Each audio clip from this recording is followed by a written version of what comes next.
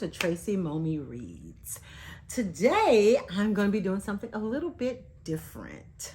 I'm going to be talking about book covers. Yes, that's right, book covers. You know, a lot of times I think that is what draws most people to books. You know, if it's not a book that you've heard about or that's been recommended to you, I mean, you don't really know like what it's about. So that whole thing about not judging a book by its cover, that's where I feel like it's rooted in reality, is because if you're in a bookstore or, you know, or any kind of store and there's books around, if there's a really pretty cover or a kind of unique cover, you pick it up.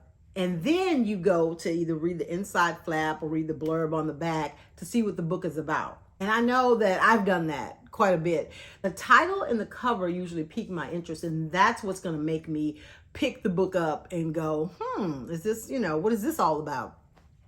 But the thing that I really like about books, and this is books that I've read, is that the covers are so unassuming most of the time. And you know what I mean by that, like if it's a book that I have been recommended by someone, then I'm not as inclined to really, you know, mull over the cover or really even pay the cover that much attention. Even if it's a nice cover, I'm more interested in the story because I've heard about it, you know, or I've seen a review about it or something like that. And I really like when the author, you read the book and the cover plays into what the book is about. I mean, because I've seen books where, you know, it's just the title of the book with some roses in the background. And nothing about roses or flowers is mentioned in the story. And I think those authors are just trying to hope that someone will come along and say, oh, I love roses. This is a pretty cover. Let me see what this book is about. And it doesn't tie into the story. But when you have books where you, after reading it, it's like you're kind of slapped in the face that that's why they chose that cover. And, you know, being a graphic designer, I really appreciate that attention to detail. Even if the books may not have been my favorite, I still appreciate, you know, the cover art when it's tied into what's going on with the story. So I've picked 6 books that I've read, and I want to talk about the covers, okay? So the first book is An American Marriage by Tayari Jones. An American Marriage by Tayari Jones.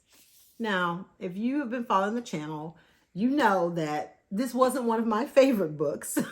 I think I've talked about it in an author Q&A or something like that, but that's not why we're here.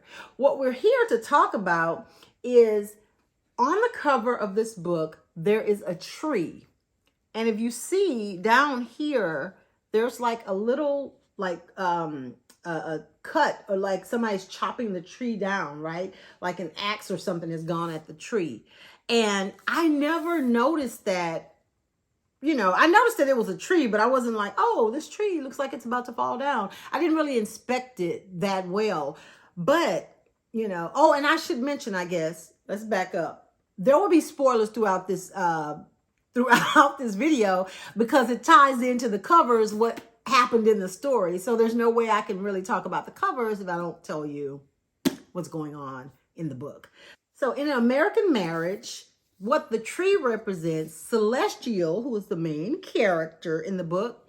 And then this was kind of like a love triangle for those of you that haven't read it. I mean, it's a lot deeper than that, commentary on prison and, you know, just a lot of, you know, things, marriage and commitment and loyalty, a whole bunch of stuff. But at its core, it was also a love triangle because Celestial, the main character in the book, she had a best friend that she grew up with named Andre, and then she married this guy named Roy. Well, there was a tree in the yard at, I think, at either Celestial or Andre's parents' house. That part is kind of fuzzy, but it was a tree that they both were familiar with. It was a tree from their childhood. I think they climbed the tree. The tree meant a lot to them.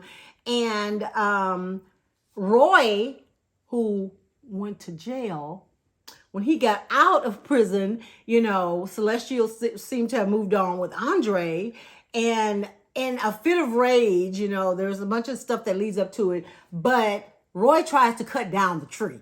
So that is kind of what that alludes to. That little Easter egg there is when he's trying to cut down the tree that kind of connected Andre and Celestial. So once I found that out, I was like, oh, that was pretty clever. It's not just a tree, because on its face, you're thinking, what does that have to do with American marriage? Maybe the argument could be made that it's roots, family, but no, it was that tree that Andre and Celestial, from their childhood, that Roy was trying to destroy.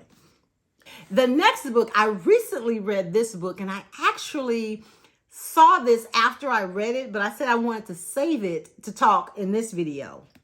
The Invisible Life of Addie LaRue. The Invisible Life of Addie LaRue. If you notice on this cover, there are a bunch of connecting stars, and there are precisely 7 stars. There were 7 freckles that looked like a constellation on Addie's face. So that is why the author more than likely chose the constellation and the exact 7 stars for this particular book. As I mentioned in my review, there were a lot of images in here that kind of connected Addie, who people, they didn't have any memory of her, kind of connected her to the real world, where she was leaving an impact, leaving a mark, so to speak. So I thought that was a good tie-in to the images that appeared in the book. The next book, which was one of my faves from last year. Well, I just read it last year. Dark Matter. Dark Matter by Blake Crouch. So if you can remember from my review, I talked about how this was kind of like a, it was a futuristic thing, multi-dimensional type thing, where there were so many variants of this guy, in these different dimensions. And he was trying to, they were all trying to get back to the original, and they wanted to replace him. And every time he would, travel back in time or move to another dimension, he was creating even more variants of himself, right? And there was this big epic fight at the end, because they were trying to get his wife and his son. But the repetition here, that represents the different variants, because it was all this multiplicity. And that's what the cover here, as simple, that is just such a simple but just brilliant graphic representation, just using typography. So yeah, Dark Matter, excellent book, by the way. The Silent Patient by Alex Michaelides. I still don't know how to say his name. This was a really good book as well. But I remember this was a referral from a book group that I'm in on Facebook. And I, at first glance, I'm just like, okay, there's a little slash in here, and, didn't really pay any attention. I just dove into it and, was just reading because it was so captivating, and the twist came, I threw it across the room. But if you pay attention here, this is a canvas with a cut in it, right? With a slash through it. Well, that ends up being a key piece of evidence in the book for this guy who's a psychologist for this woman who killed her husband and never spoke a word. That's in the blurb. But she was an artist, and apparently there was some evidence to find the killer, and it was in one of the paintings, in the canvas, in the back of it. So I thought that was really clever after I paid attention to what was going on, because you can even see there's lips here. There's a woman, there's eyes. I never even noticed that on my first read. I was just so eager to jump into it because of all the chatter in that Facebook group. So yeah, The Silent Patient by Alex Michaelides. Okay, this is another book that Ugly Love by Colleen Hoover that I just couldn't get into it. I flipped, got a bunch of spoilers, because everybody, I think last year, the year before last, it was blowing up on TikTok. So I got major spoilers for it. But a lot of people thought the bubbles and, obviously it's water. But when it was revealed what happened to Miles's first family, then people were like, oh my God, that's what that represents. So yeah, the drowning or whatever from the accident, the bubbles here, that's what that represents on the cover here for Ugly Love by Colleen Hoover. And I've only read, I read Verity, right? And maybe a portion of one of her other books. I just cannot get into her books. But she always has interesting covers that I'm wondering if they all are like this with some type of Easter egg that alludes to something in the book. Verity I got on a from a library loan, and I remember the cover, but I can't remember if it related to, I mean, it was some unraveling, looked like, of a woman maybe, but I can't remember if it played into the book. But this one, it was pretty obvious. And then the last one, this is also a book I read recently, Black Cake by Charmaine Wilkerson. Black Cake. This is another one that was recommended and people were going on about it. So I immediately just flipped it open and started reading it. And it was so engrossing because it has this story where it's going back and forth from the past to the present as it pulls together the story. It's like a generational saga of sorts. Well, I swear to God, y'all. And now that I look at it, I'm like, how did you miss that? It was not until I finished this book that I even noticed the woman in the background. I mean, it's so apparent. Now, it's one of those things where you can't unsee something after you see it. The first time it was just a bunch of swirls to me. It didn't really look like much. And I didn't really examine it that hard. But there's a woman in the background, as you can see. And all of these swirls, they represent, and I'm, thinking that this is what this represents because it would make total sense. I think it's water, because the main character in the book, she was a swimmer. And when, something tragic happened to her dad was trying to give her away to this man. She fled the island where she lived at the time. And she went into the water and they all thought she drowned. And when she came back, first of all, she didn't drown, but she came back as another person. She changed her identity, had moved and all this stuff. So I'm just wondering if that's kind of what that is alluding to, all the blue, the waters and kind of coming through all of that.